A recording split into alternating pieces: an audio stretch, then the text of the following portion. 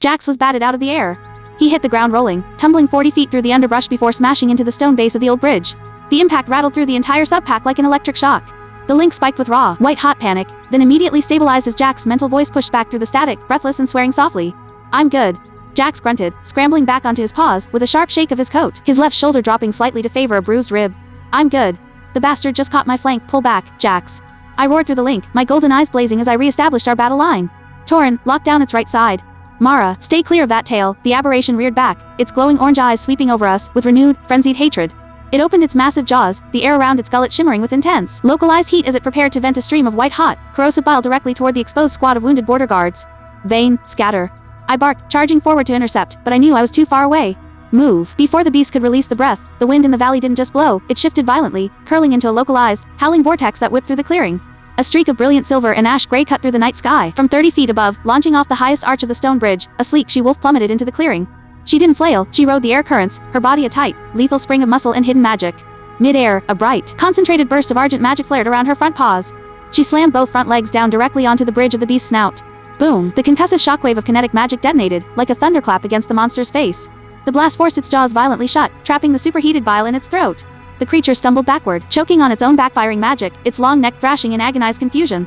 The she-wolf landed lightly on the creature's head, absorbed the recoil with fluid grace, and immediately scrambled up its long, scally neck like a mountain goat on a cliff face. My heart hammered against my ribs, a sudden, blinding realization slamming into me harder than any physical blow. Mismatched eyes. One azure, one liquid mercury. Pristine, effortless athleticism paired with absolute, unadulterated disrespect for authority. "Oh. Is that?" Silas' mental voice stumbled, completely dropping his professional beta composure. "Is that the bog wolf?" "It's her," I confirmed, my voice a low, vibrating growl in the link, an electric jolt of adrenaline, fascination, and pure wolfish excitement surging through my blood. She didn't waste a single second acknowledging our presence. On the back of the monster's neck, her small, aerodynamic frame moved with surgical precision. She wove wild, ambient mana through her claws, coating them in thin, razor-sharp blades of condensed ice. She drove her front paws deep into the soft, unarmored flesh between two obsidian scale plates at the base of the skull, right into the creature's primary magical focal point. The beast shrieked, a deafening, metallic sound that shattered the glass windows of the nearby farmhouses. It thrashed violently, attempting to scrape her off against the stone archway of the bridge. "Oh no you don't," I growled, charging forward with every ounce of alpha strength in my legs. I slammed into the monster's left knee, clamping my jaws onto the joint and twisting with all my weight. Torrin joined a split second later, driving his massive shoulder into its opposite flank to immobilize the lower body. Mara and Kael pinned the tail, refusing to let it sweep again.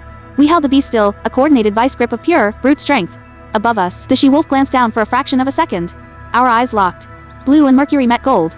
There was no fear in her gaze, no deference to my title or my aura. Just a sharp, electric spark of mutual understanding.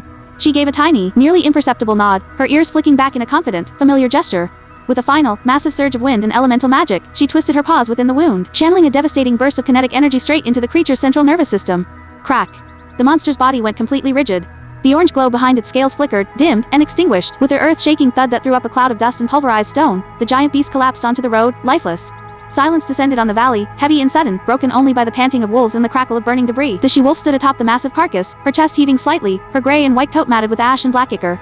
She shook her fur out, the exact same arrogant, dismissive gesture she had used on the rock across the bog 2 weeks ago. I released my hold on the beast's leg and stepped forward, my large obsidian frame towering over the surrounding brush, my gold eyes fixed entirely on her. I pushed my alpha presence outward, not to dominate, but to demand answers. To finally know who this mysterious phantom was. "Hold your positions," I commanded the subpack, keeping my gaze locked on the ridge above. "Do not crowd her." I took 3 slow, deliberate steps toward the corpse. My wolf was practically pacing at the front of my mind, whining and growling in a chaotic mix of territorial pride and intense, undeniable attraction. She watched me approach. She didn't drop her tail. She didn't cower. She stood atop her kill like a queen evaluating a subject. As I reached the base of the fallen creature, she leaned down, her mismatched eyes narrowing playfully.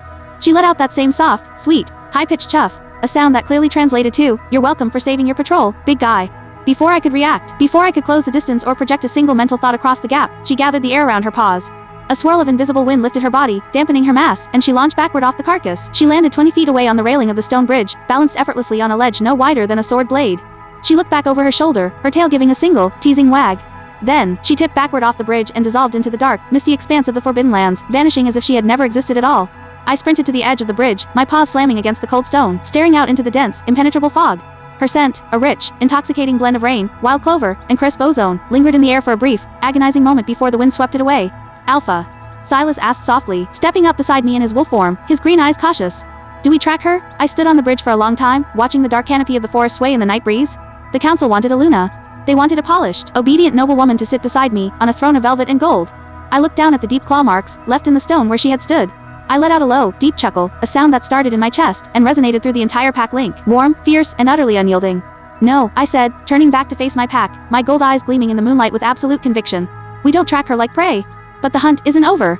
I looked back out toward the Forbidden Lands, the thrill of the chase settling hot and permanent in my heart. Next time, I murmured to the wind, I'm bringing more than just a squad. I'm bringing an offer she can't laugh at.